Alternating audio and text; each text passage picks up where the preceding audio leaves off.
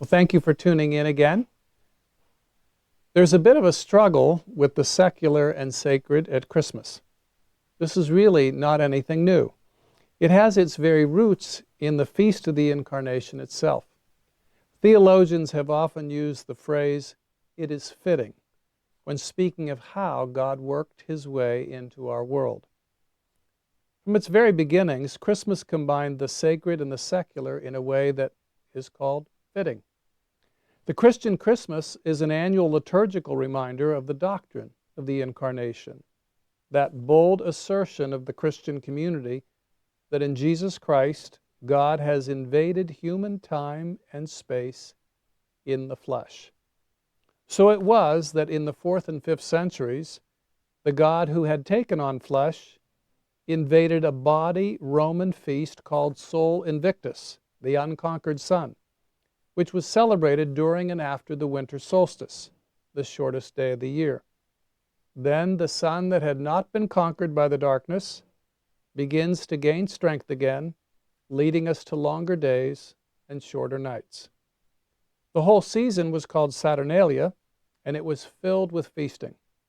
So it's easy to see how the church simply took this whole thing over. Our unconquered Son of God, the risen one, who is light of the world, was inserted where former pagan realities reigned. Christmas feasting became an affirmation of the generosity of the Creator and the goodness of creation. Social roles were reversed, as they were in the Christmas story. A child born to peasants in a stable became the sovereign of heaven and earth. Great gift-bearing magi from the east kneel at the feeding trough of a divine child lying in a manger. In the early Middle Ages, the God who took on flesh invaded pagan German winter solstice trees and made them into Christmas trees, often putting small white wafers on the trees and apples, which told the story of how Christmas came about. That the humans who had been bitten with the apple of sin, now redeemed in the Eucharist, the host of the Eucharist. So that's why if you still today see an apple on a Christmas tree, it goes all the way back to that medieval time. The God who took on flesh also invaded heathen Scandinavian evergreen circles and made them into Advent wreaths. The God who once deigned to take on mortal flesh can, we should trust, still invade our present-day, fleshy, flashy, earthly Christmas in all its tinsel, light, and hoopla. There's much to be said about efforts to put Christ back into Christmas. So it's there in congregations singing Christmas hymns, pastors preaching Christmas sermons, all trying to do exactly that. But it also happens in every home where an Advent wreath is lit and prayer for Christ to come is offered.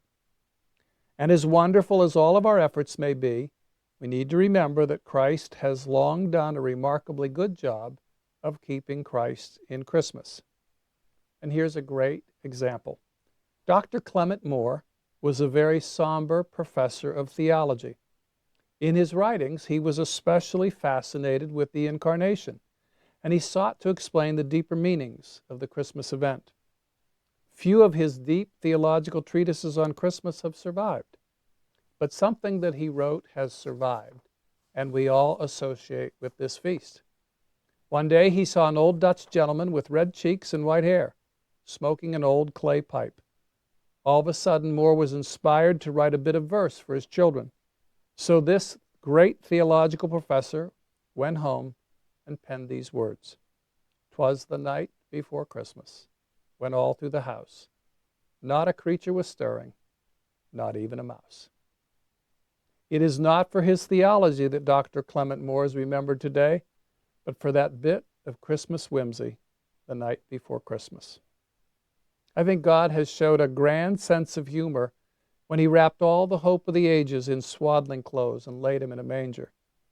Christ was not born like a Messiah, nor did he look like anything the people could have ever expected. But it is, in fact, fitting. Our Christmas parties and tables, our coming to Mass and putting out the creche are also fitting. Have a wonderful Christmas. Thank you for the privilege of being at St. Andrews with you.